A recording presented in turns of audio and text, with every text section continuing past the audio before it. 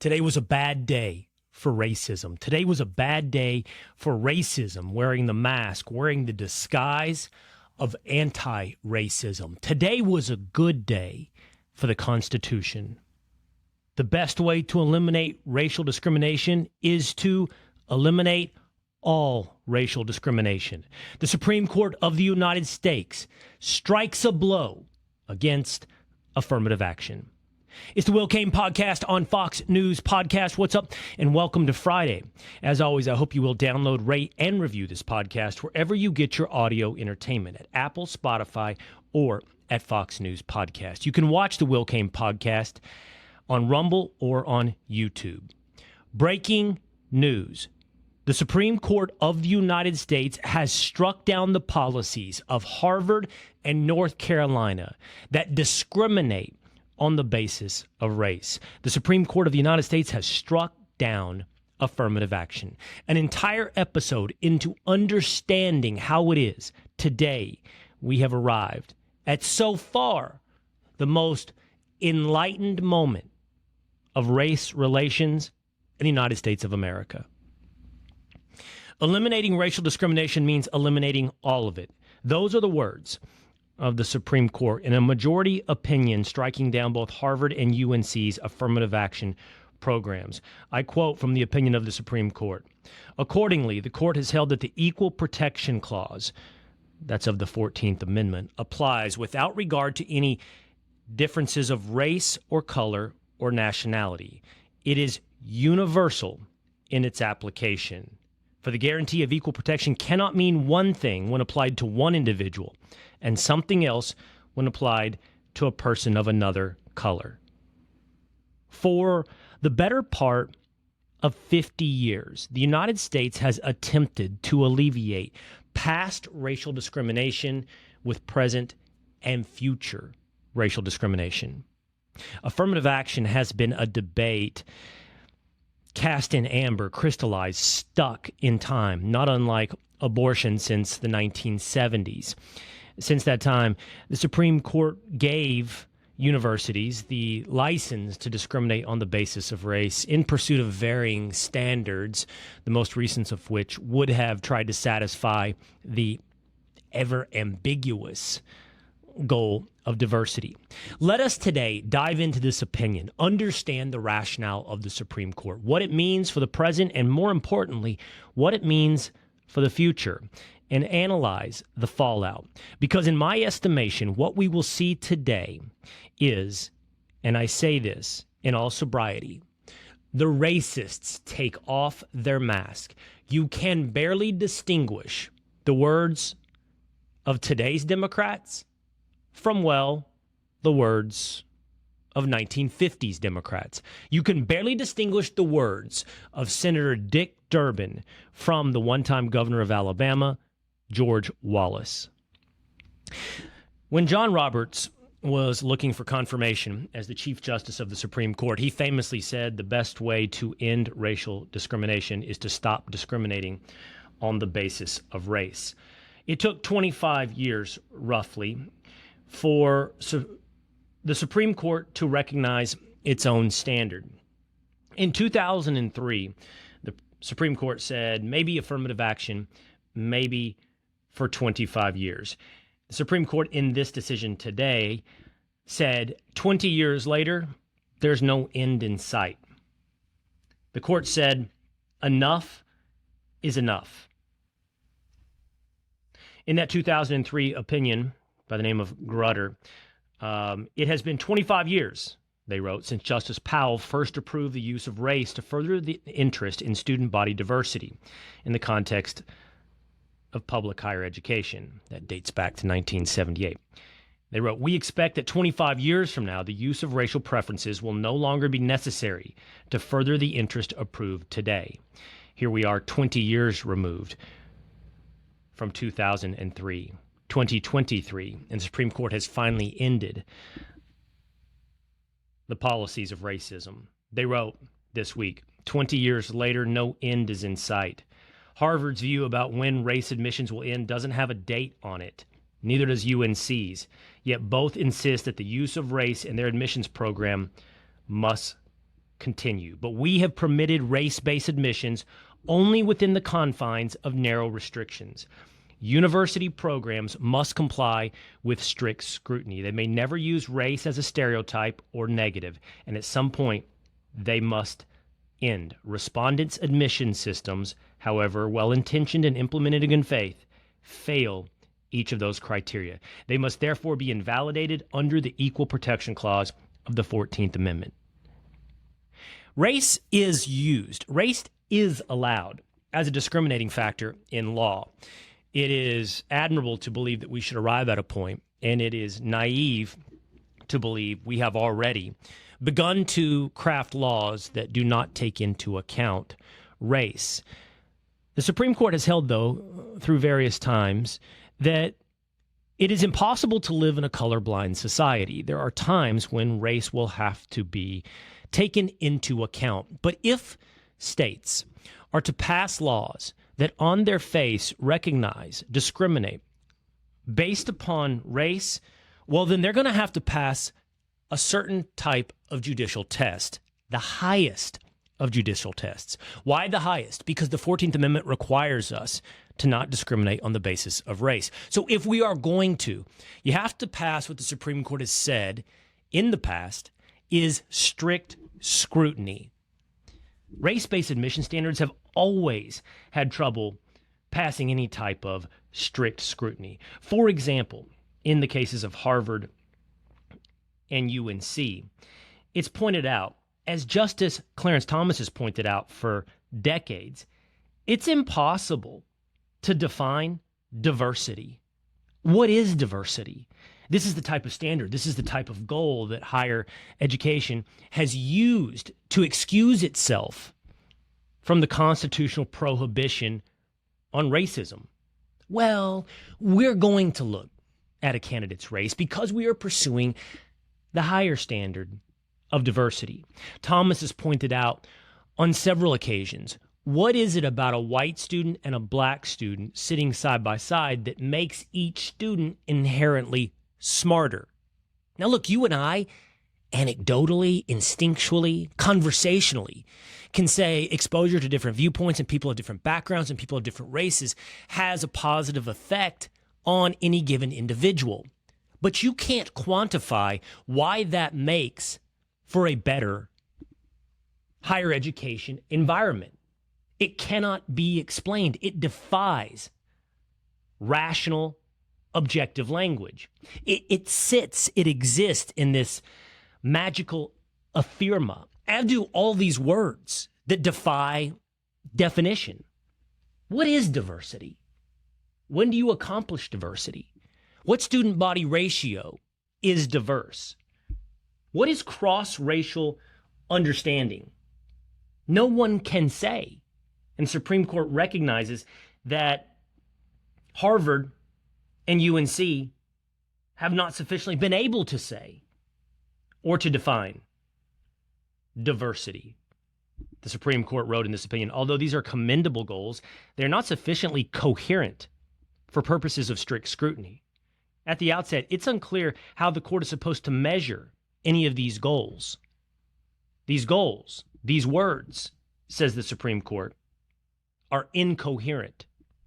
Richard Hanania, who is the president of CSPICenter.org, which is a self-described center for the study of partisanship and ideology. He also a fellow at UT Austin, formerly of Columbia, who has some opinions who at times I have found offensive. At other times has opinions that I find interesting.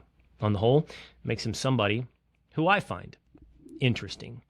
Characterizes the Supreme Court's inability to define diversity, or anyone's ability to define diversity, or cross-racial understanding, or even the definition of race, important. For example, the Supreme Court asks, are South and East Asians the same? Why don't you consider Arabs? What are Hispanics exactly? Such a nonsensical system cannot be justified. In fact, during oral arguments, the lawyer for the University of North Carolina was asked how Arabs are considered under their system. I quote now from the opinion, when asked at oral arguments, how are applicants from Middle Eastern countries classified, such as Jordan, Iraq, Iran, and Egypt? UNC's counsel responded, I do not know the answer to that question. They don't even know how race itself satisfies the elusive goal of diversity. They can't even, in essence, define race. Who's black? Who's white? What percentage of your parental lineage needs to be satisfied to fit the definition of any particular race, therefore satisfying the definition of any particular diversity? It's all nonsensical. And what it results in is the rationale of schools, not limited to UNC and Harvard, but like UNC and Harvard, to a policy of trust us, bro. Seriously, just trust the experts. Justice Roberts said, the university's main response to these criticisms is essentially, trust us. I'm quoting from the opinion. None of the questions recited above need answering, they say, because universities are owed deference when using race to benefit some applicants but not others. The Supreme Court writes in response, universities may define their missions as they see fit. The Constitution defines ours. Far-left Justice Ketanji Brown Jackson wrote in her dissenting opinion that we should defer to universities and experts in determining who should be discriminated against. Like every other thing in our society now, we have to defer to the so-called self-styled, validated experts who, behind closed doors, insulated from the necessity to define words, and insulated from the necessity to lay out their standards, concoct a mechanism that discriminates on the basis of race that would shield them from the protections of the Constitution based upon what they believe is a standard that satisfies strict scrutiny. Trust us, bro. That wasn't good enough for the Supreme Court of the United States. I love this sentence from the Supreme Court. Equal protection cannot mean one thing when applied to one individual and something else when applied to another, to a person of another color. This ideology, this rationale by the Supreme Court is, yes, clearly a rejection of modern-day anti-racism. It's a rejection of critical race theory. It's a rejection of Ibram X. Kendi.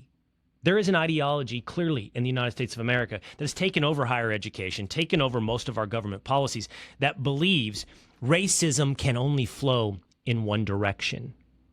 That policies cannot hurt Black Americans, but policies can in fact help Black Americans. Justice Thomas addressed that in his concurring opinion in this Supreme Court case. He said, that is ridiculous. It's ridiculous to think that you can craft a policy that exclusively helps Black Americans, because that is inherently racist. It's a zero-sum game. Admissions, there are only so many. That's what the respondents, UNC and Harvard, tried to argue. They tried to argue, look, nobody's hurt here. We don't dock anybody for their race. Nobody gets a negative. But some individuals, some races, get a positive. The Supreme Court went through both UNC's and Harvard's admissions process, this black box of trust the experts, of trust us bros. And what they found is, for example, when it comes to Harvard, the first step in the process, the first weeding out process, the first step in considering admissions, they factored in race. Then it went to a secondary board, a second set of experts, wherein they looked at applications, and once again, they considered the element of race. And then finally, when they got to the real cutting line, when they just got down to the final ones, the ones that made it across the finish line, who will be admitted to Harvard? They once again considered race. UNC did the same, considering race a plus factor. But of course, in a zero-sum game, a plus for one is a negative for another. And you could see it play out. It was racism Racial discrimination, modern-day anti-racism, racism against white students and Asian American students. Look at these statistics. The court put in a helpful chart. Between 2009 and 2008 is laid out, is observed and then laid out by, again, Richard Hanania.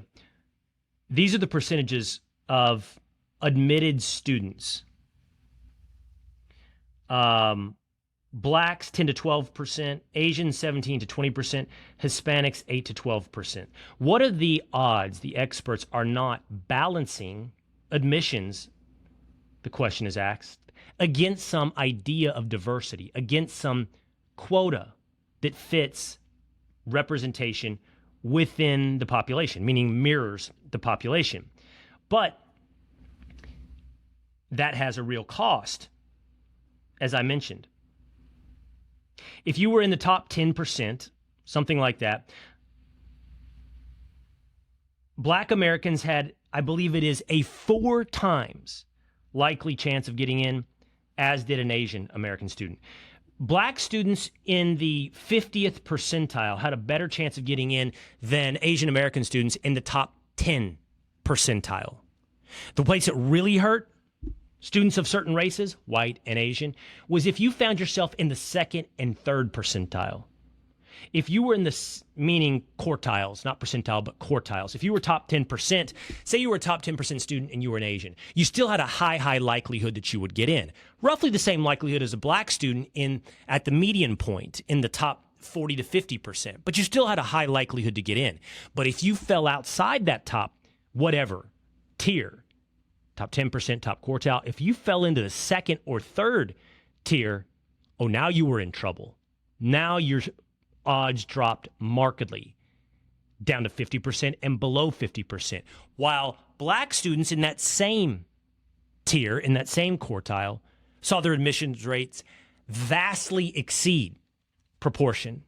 That zero-sum game, whether or not you gave a negative demerit to Asian or white students and only gave a positive merit to black students, resulted in racial discrimination against Asian and white students. That's the big unwritten part of affirmative action. It was reverse racism. And for some reason, racism against white people falls on deaf ears, finds very little empathy, finds very little sympathy. Maybe that's because it's always said that way. Ellie Mistel, who's one of the most racist people in the United States of America, who somehow is some kind of law professor and more understandably is an MSNBC contributor, talked on and on about how white folks, even white liberals, he always uses the term white folks, stop supporting affirmative action the minute their kid, their cherub, he describes it, dehumanizing the child of white folks, doesn't get in. Yeah, because when you take any injustice, it's hard to see in the macro. No, you can see it. You can see it in the stats. But it still falls on deaf ears. It's not until you see it affect an individual does the injustice trigger empathy. And you're talking about real human beings, real individuals. White kids, doesn't do it for you? Okay. Asian students who are suffering at the hands of government, public institution, discrimination. At least was suffering from government, public education, discrimination, not after this decision by the Supreme Court of the United States. Chief Justice Roberts writes, while the dissent would certainly not permit university programs from discriminating against Black and Latino applicants, it is perfectly willing to let programs here continue. In its view, this court is supposed to tell state actors when they have picked the right races to benefit, and of course, by extension, the right races to be punished. Justice Ketanji Brown Jackson, as I mentioned earlier, had some of the most nonsensical, the most offensive opinions in this entire decision. She wrote the following With Let Them Eat Cake obliviousness today, the majority pulls the ripcord and announces color blindness for all by legal fiat. Seems like a laudable goal, color blindness for all.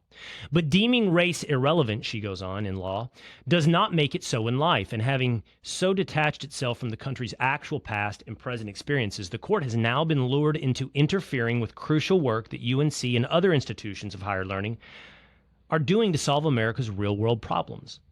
No one benefits from ignorance. Although formal race-linked legal barriers are gone, race still matters to the lived experiences of all Americans in innumerable ways. Today's ruling makes things worse, not better. The best that can be said of the majority's perspective is that it proceeds, ostrich-like, from the hope that preventing consideration of race will end racism. It's a good start. Stop focusing on race to end racism. She writes, but if that's the motivation, the majority proceeds in vain. If the college of this country are required to ignore a thing that matters, it will not just go away. It will take longer for racism to leave us. And ultimately, ignoring race just makes it matter more. Ignoring race just makes it matter more. This is the mindset of not just Ketanji Brown Jackson. That statement is being retweeted and high-fived across the internet.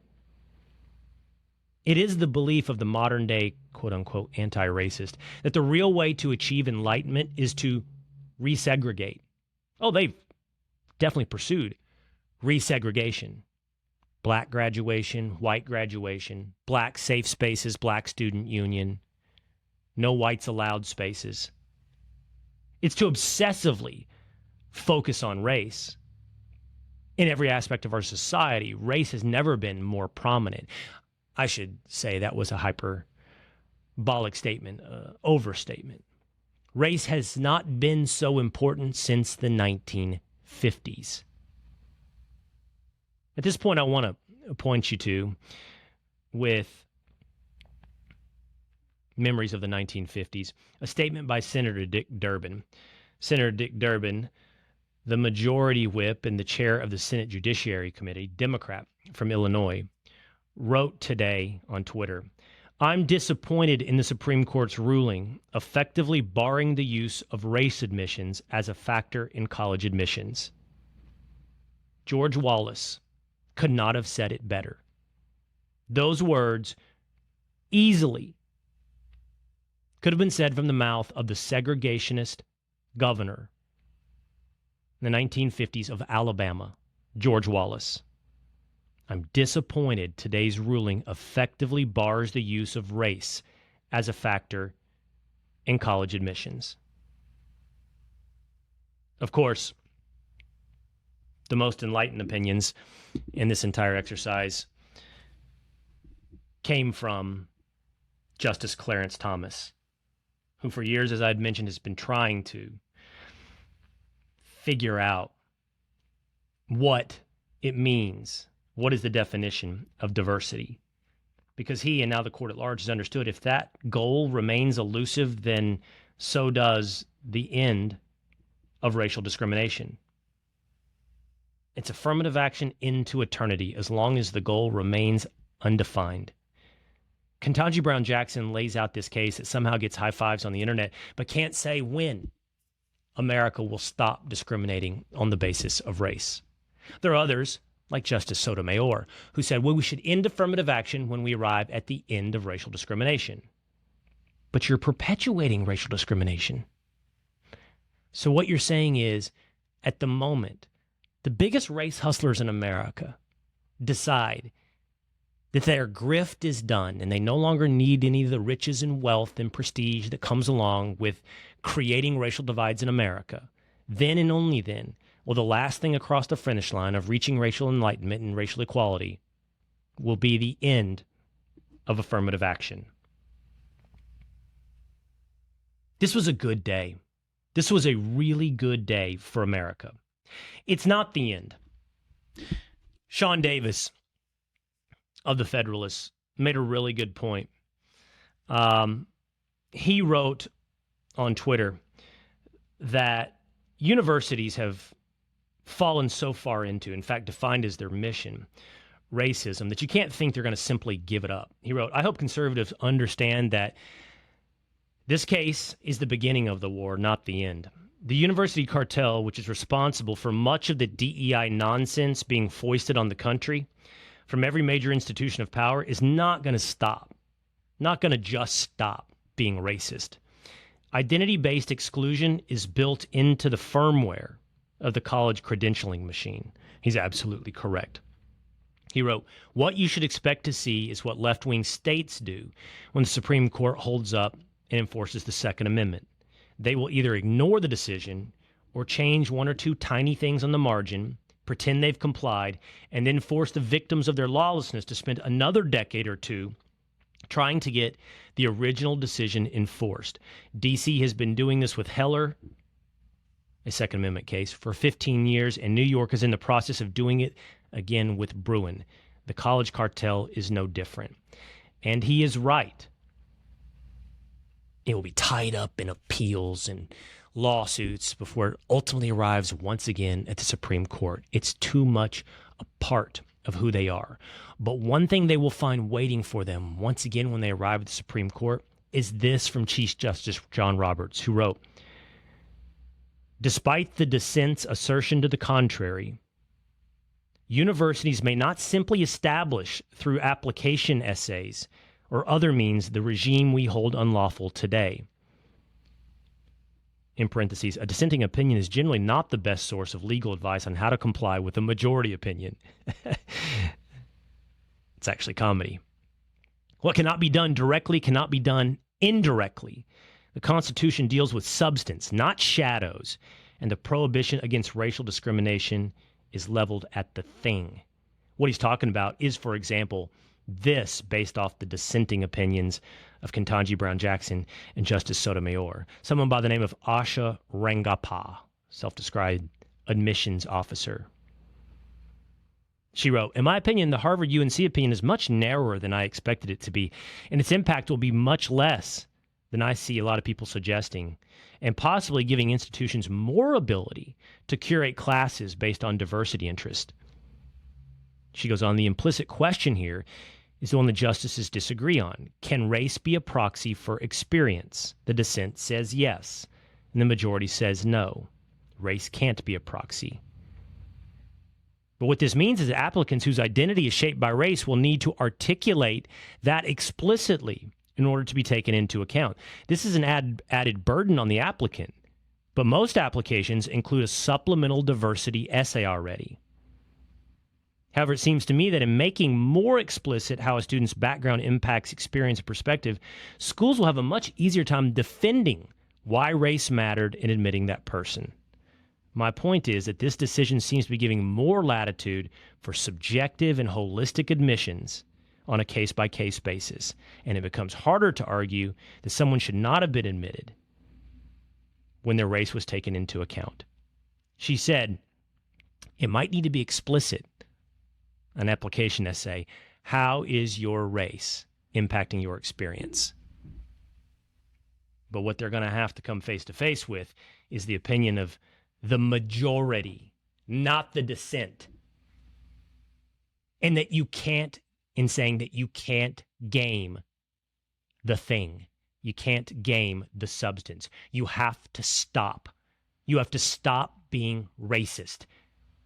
You've got to stop discriminating against Asians. You got to stop discriminating against white people. You got to stop sounding like George Wallace.